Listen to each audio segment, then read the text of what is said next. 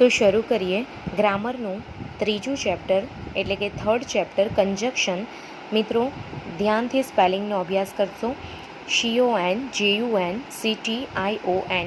જેને ગુજરાતીમાં આપણે સંયોજક અથવા તો જોડક તરીકે ઓળખીએ છીએ. કોઈપણ બે વાક્ય અથવા તો બે શબ્દોને જે જોડવાનું કામ કરે એ સંયોજક, એ શબ્દને આપણે કંજક્શન તરીકે ઓળખીશું. એની વ્યાખ્યા આપણે જોઈશું. સૌપ્રથમ તો બે શબ્દોને કે બે વાક્યોનું જોડાણ કરતા શબ્દોને સંયોજકો કહેવામાં આવે છે. જેમ મેં તમને અગાઉ સમજાવ્યું કે બે શબ્દો હોય કે બે વાક્યો હોય, એને જોડાણ કરતા જે શબ્દો હોય એને આપણે સંયોજક તરીકે ઓળખીશું. તેને અંગ્રેજીમાં આપણે કંજક્શન તરીકે ઓળખીએ છીએ. હવે આપણે ટોટલ આજે લગભગ 15 જેટલા કંજક્શનનો અભ્યાસ કરવાના છે, જેમાં and, but, or, otherwise, so, therefore, either or, neither nor, because, since, as, etcetera વગેરે વગેરેનો સમાવેશ થાય છે. સૌથી પહેલાં કંજક્શન તરીકે જોઈશું એન્ડ. એન્ડ એટલે કે અને. એની સમજૂતી ઉપર ધ્યાન આપીએ. બીજા વાક્ય દ્વારા આગલા વાક્યના અર્થમાં ઉમેરો થાય છે ત્યારે એન્ડ સંયોજક વપરાય છે. એટલે તમને સમજણ પડી જ હશે કે બીજા વાક્ય દ્વારા આગલા વાક્યના અર્થમાં જ્યારે ઉમેરો થાય છે ત્યારે આપણે અનેનો પ્રયોગ કરીશું. તો આપણે જે રીતે એક્ઝામમાં પૂછાય છે એ જ રીતે મેં તમને એક્ઝામ્પલ આપ્યું છે કે એક વાક્ય લખ્યું છે, વચ્ચે ફૂલ પોઈન્ટ આપ્યું છે અને બીજું વાક્ય મૂક્યું છે. હવે આ બે વાક્યોની વચ્ચે તમારે એન્ડનો પ્રયોગ કરવાનો છે, જે મેં તમને કરીને બતાવ્યો છે. Raj went to market. અહીં ભૂતકાળ દર્શાવેલો છે. રાજ માર્કેટમાં ગયો હતો. હી મેટ હિઝ ફ્રેન્ડ્સ. તે તેના મિત્રોને મળ્યો હતો. તો રાજ માર્કેટમાં ગયો હતો અને તેના મિત્રોને મળ્યો હતો. એટલા માટે મેં અહીં એન્ડ મૂક્યું છે. Raj went to the market and he met his friends. હવે આપણે બીજું ઉદાહરણ નહીં, આપણે બીજું કંજક્શન જોઈશું જેનું નામ છે બટ. બટ એટલે પરંતુ અથવા તો પણ. તો સામાન્ય રીતે બંને વાક્યો વિરોધી ભાવાર્થ રજૂ કરતા હોય ત્યારે બટ સંયોજક તરીકે વપરાય છે. સમજી શકીએ છીએ. એટલે કે આ એક વાક્ય ફૂલ પોઈન્ટ, આ બીજું વાક્ય. હવે બંને વાક્યો જ્યારે એકબીજાથી વિરોધાભાસવાળો ભાવ દર્શાવતો હોય ત્યારે આપણે એની વચ્ચે આપણે બટ વાપરી શકીશું. તો અહીં મેં એક્ઝામ્પલ આપ્યું છે. રીટા વર્કડ હાર્ડ, ફૂલ પોઈન્ટ, શી કુડન્ટ સક્સીડ. એટલે કે રીટાએ સખત મહેનત કરી હતી, તેણી સફળ થઈ શકી ન હતી.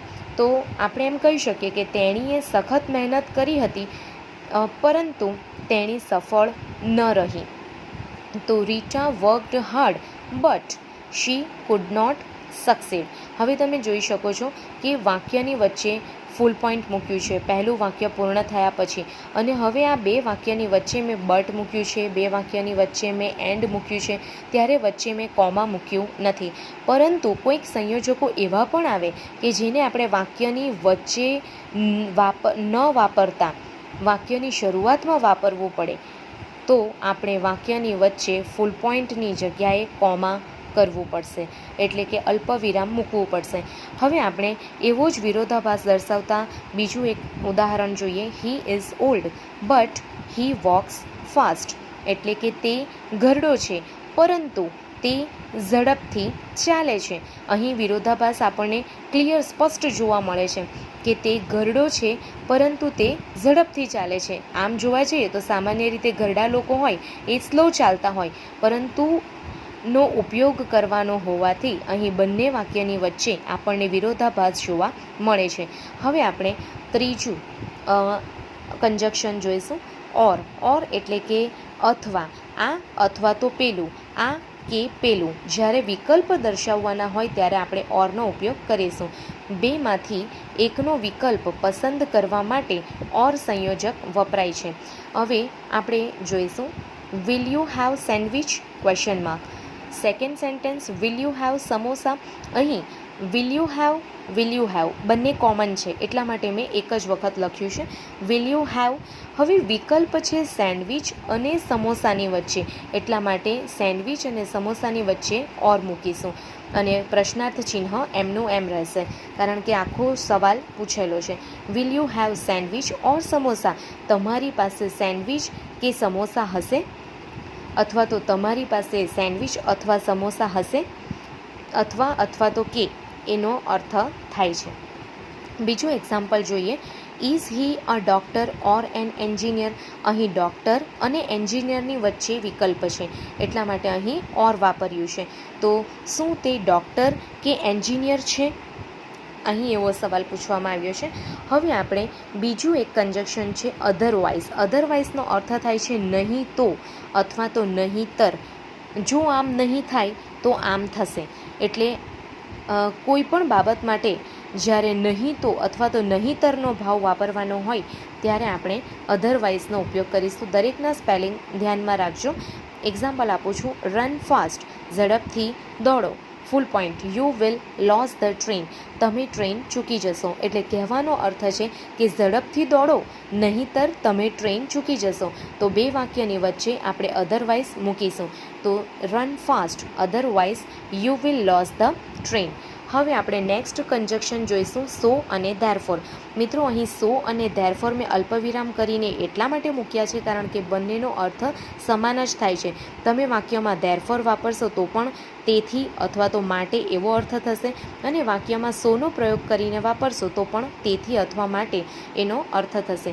હવે આ જે સો અથવા તો ધેરફોર છે એ શું દર્શાવે છે તો કે કારણ અને પરિણામ દર્શાવે છે. આ ખાસ ધ્યાનમાં રાખજો, એ કારણ અને પરિણામ દર્શાવે છે. તો આપણે એની સમજૂતી જોઈએ કે પહેલાં વાક્યના અનુસંધાને બીજું વાક્ય પરિણામ સૂચવે છે. એટલે કે પહેલું વાક્ય હોય એના અનુસંધાને આપણને બીજા વાક્યની અંદર પરિણામ જોવા મળશે જ અને ત્યારે આપણે સો અથવા તો ધેરફોરનો ઉપયોગ કરી શકીશું. અહીં એક્ઝામ્પલ આપ્યું છે. સપોઝ આપણને આપે કે પરીક્ષામાં આ રીતે તમને જવાબ નહીં આપશે પરંતુ ફૂલ પોઈન્ટવાળા જે વાક્ય છે માત્ર એટલું જ આપશે. તો Raj was clever, full point, he could pass the examination. તો રાજ હોશિયાર હતો, તે એક્ઝામ પાસ કરી શક્યો હતો. તો રાજ હોશિયાર હતો તેથી તે એક્ઝામ પાસ કરી શક્યો. તો અહીં આપણે સો પણ મૂકી શકીશું અને ધેરફોર પણ મૂકી શકીશું. Raj was clever so he could pass the examination. બીજું છે ધેરફોરથી બનાવ્યું છે Raj was clever therefore he could pass the examination. હવે આપણે એના જેવું બીજું એક એક્ઝામ્પલ લઈશું જેમાં પહેલા વાક્યના અનુસંધાને બીજા વાક્યની અંદર આપણને પરિણામ દર્શાવે છે. પહેલું વાક્ય છે હી ઇઝ ઇલ. ઇલ એટલે કે માંદો. તો તે માંદો છે. સો હી વિલ નોટ કમ. તે આવી શકશે, તે આવશે નહીં. અહીં એનું પરિણામ આપ્યું છે તે માંદો છે. પહેલા વાક્યના અનુસંધાને બીજા વાક્યમાં આપણને પરિણામ દેખાય છે કે તે માંદો છે તેથી તે આવશે નહીં. હવે નેક્સ્ટ જોઈશું આઈધર ઓર. આઈધર ઓર એનો અર્થ થશે બેમાંથી એક, આ કે તે અથવા તો આ કે પેલું. બેમાંથી એક તો ખરું એટલે આ જે આઈધર ઓર છે એ હકારાત્મક ભાવ દર્શાવે છે. એને ખાસ યાદ રાખવાનું. બે બાબતો વચ્ચેનો વિકલ્પ સૂચવવા આઈધર ઓર વપરાય છે. આઈધર ઓરનો ઉપયોગ કર્તા અને કર્મ તરીકે આવતા નામના વિકલ્પમાં પણ થાય છે. જો કોઈક કર્તા અને કર્મના નામમાં પણ વિકલ્પ આવ્યો હોય તો આપણે એમાં આઈધર ઓરનો ઉપયોગ કરી શકીશું. મતલબમાં આપણે એટલું સમજવાનું છે કે જ્યારે બેમાંથી કોઈ એક વિકલ્પની પસંદગી કરવાની હોય ત્યારે આપણે આઈધર ઓરનો ઉપયોગ કરીશું. હવે જોવાનું એટલું છે કે પહેલા વિકલ્પની આગળ આપણે આઈધર મૂકીશું અને બીજા વિકલ્પની આગળ આપણે ઓર મૂકીશું. ત્યારે જ આપણે આઈધર ઓરનો સાચો પ્રયોગ કરેલો કહેવાશે. અહીં એક એક્ઝામ્પલ આપ્યું છે ગીવ મી અ બુક. ફૂલ પોઈન્ટ, ગીવ મી અ મેગેઝિન. મને બુક આપો, મને મેગેઝિન આપો. અર્થ શું કરવાનો છે કે મને મેગેઝિન ક્યાં તો બુક આપો, બેમાંથી કોઈ પણ એક આપો. તો ગીવ મી કોમન હોવાને કારણે એક જ વાર લખ્યું છે. ગીવ મી પહેલો વિકલ્પ છે અ બુક, એટલે આઈધર અ બુક, એની આગળ મેં આઈધર લગાવ્યું છે. બીજો વિકલ્પ છે મેગેઝિન, એટલે એની આગળ મેં ઓર લગાવ્યું છે. જેમ મેં તમને અગાઉ સમજાવ્યું એ પ્રમાણે પહેલા વિકલ્પની આગળ આઈધર અને બીજા વિકલ્પની આગળ ઓર લગાવીશું. તો મને બુક ક્યાં તો અથવા બુક કે મેગેઝિન આપો, એટલે બેમાંથી કોઈ પણ એક આપો, એટલે હકારાત્મક ભાવ છે. આપેલા બે વિકલ્પોમાંથી કોઈ એક એમ દર્શાવવા માટે આઈધર ઓરનો ઉપયોગ થાય છે. હવે આનાથી એક્ઝેક્ટ ઓપોઝિટ કન્જક્શન જોઈશું, એનું નામ છે નાઈધર નોર.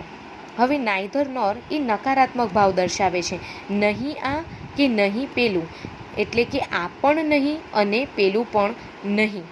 એટલે જ્યારે નકારાત્મક ભાવ દર્શાવવાનો હોય ત્યારે આપણે નાઈધર નોરનો ઉપયોગ કરીશું. નાઈધર નોર પોતે જ નકારાત્મક હોવાને કારણે આપણે વાક્યની અંદર નોટ હશે, નો હશે, એને કાઢી નાખીશું. પરંતુ યાદ એટલું જ રાખવાનું છે કે જેમ આઈધરની અંદર આપણે પહેલા વિકલ્પની આગળ આઈધર મૂકતા હતા, બીજા વિકલ્પની અંદર આપણે ઓર મૂકતા હતા, તો એવી જ રીતના પહેલા વિકલ્પની આગળ આપણે નાઈધર મૂકીશું અને બીજા વિકલ્પની આગળ આપણે નોર મૂકીશું. ત્યારે આપણે નાઈધર નોરનો સાચો પ્રયોગ કરેલો છે એમ કહી શકીશું. તો જોઈએ, નાઈધર નોર દ્વારા નકારનો ભાવ સૂચવાતો હોવાથી નો કે નોટનો ઉપયોગ થતો નથી, જે મેં તમને અગાઉ સમજાવ્યું. એક્ઝામ્પલ જોઈશું. Rani is not lazy, Rani is not arrogant. Arrogant એટલે કે દંભી, ઉદ્ધત. તો રાની આળસુ નથી, રાની દંભી નથી. આપણે એવું લખવાનું છે કે રાની ના તો આળસુ છે, ના તો એરોગન્ટ છે. તો રાની ઇઝ એ કોમન છે બંનેમાં, એટલે આપણે એક જ વખત લખીશું. પહેલો વિકલ્પ છે લેઝી, તો એની આગળ આપણે મૂક્યું neither. Rani is neither lazy. બીજો વિકલ્પ છે એરોગન્ટ, એટલે મૂકીશું નોર આગળ અને પછી મૂકીશું એન એરોગન્ટ, એટલે રાની ના તો આળસુ છે, ના તો દંભી છે. હવે એવી જ રીતે બીજું એક એક્ઝામ્પલ તમને આપું છું. જ્યારે સપોઝ આપણે કહેવું હોય કે હું ચા પણ પસંદ કરતો નથી અને કોફી પણ પસંદ નથી કરતો, તો આઈ લાઈક, પહેલો વિકલ્પ છે ટી, એની આગળ મૂકીશું નાઈધર. બીજો વિકલ્પ છે કોફી, તો એની આગળ મૂકીશું nor. I like neither tea nor coffee.